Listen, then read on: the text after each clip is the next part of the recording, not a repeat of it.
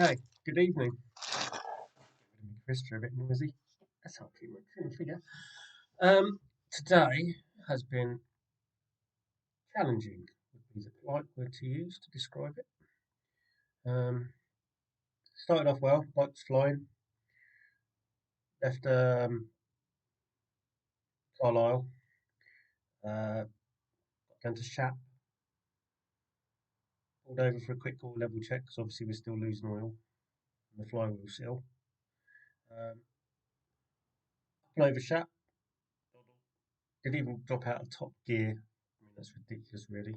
So it's putting 42 up the Shap for those that were saying, oh, you never get up Shap Hill. Oh, I got up Shap Hill, thanks, with my Vespa car.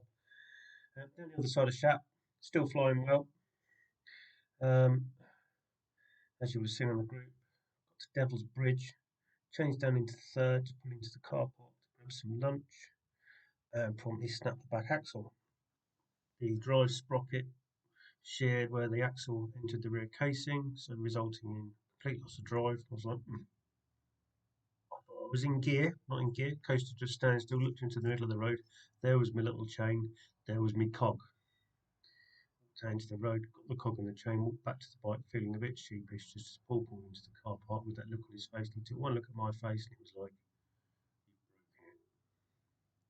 So, sat there for a bit, put a post on the page. Some of you guys really kindly answered. Jackie, your efforts at trying to source an axle from Andy at Flora World. Can't thank you enough for that. Absolutely amazing. Decided in the end, I thought, right, you know what? I'm riding to Glossop today because I want to ride to Glossop. So I had to go getting the axle out the bike. Thought if I can get mine out, I can get Stan's out because I knew Paul would tear his bike apart. Mine's never really been apart. Um, Managed to get the axle out using the brake drum as a puller. Took the brake shoes off, bolted the axle to the shaft, put some spanners behind it, did the bolt up so it moved a bit. Once I'd used a pair of scissors to get the circlip out. Easy. Changed the spanners to something thicker. Managed to get the bearing out. Those of you who know there's a bearing, and then the shaft goes through a bush, so it's literally all retained at the wheel end. Once you get that bearing moving, they come out. Shaft out, happy days. Same on Paul's bike stand, shaft out, back into my bike, all back together. We hit the road. 2 hours, axle swapped. No spares bike anymore. We are literally on our last life. Gets to the outskirts of Gloucester. I think we were about 13 miles from the travel lodge. I'm going down a dual carriageway. All of a sudden, I've got slippage. Third gear, fourth gear. Clutch is slipping.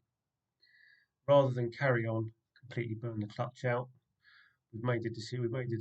We loaded the bike into the van, and yet again, I've ended the day in a fucking breakdown van. But I did over 100 and something miles, including the Shap, including quite a good long stint at about 50 odd, chasing a van for the fun of it and pacing him. Things like that. Engine itself is running absolutely sweet as a nut, and the bike's running sweet as a nut. But I've now got clutch slippage, so I'm just waiting to hear back from the chap that supplied the engine as to the method of adjusting the clutch. If I can't adjust the clutch, the decision is I'm going to miss a day because we're going to drive to where Paul lives. He lives on the outskirts of a town where there is a shop that sells pit bike engine parts. It's called Shire Bikes. It's in Coventry. So we'll drive to Paul's place. We'll strip the bike down in his garage. I will rebuild the clutch and do the oil seals, and then either drive back up to here and start the day again. I'll do a double day and catch it up, or we'll just say, do you know what? We've done the best we can to this point, and we'll carry on from there and finish the trip. I'm sorry if I haven't made every single mile on the bike.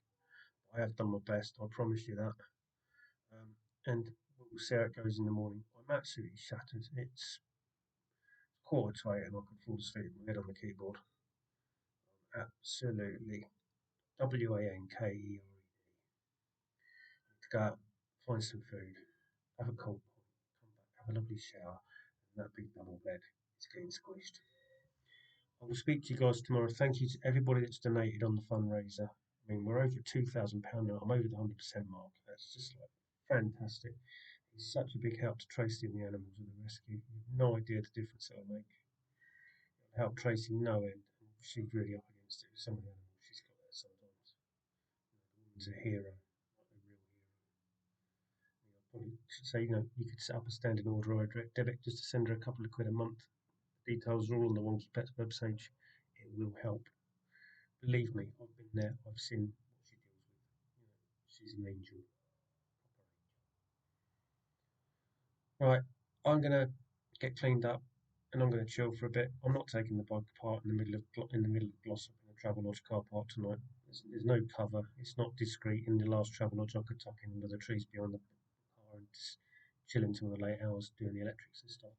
Tonight, I'm gonna know people coming out of the pub and tripping over me in it, and it's just gonna be dangerous. So I'll update you tomorrow. Maybe I'll make up the miles I've missed by riding some of the way back from Land's End. There you go. That'll do it. I could do a couple of 100 miles back from Land's End back towards the finish at my house, and then I've still done the right mileage. Speak to you soon. And thank you again to everyone that's tried to help.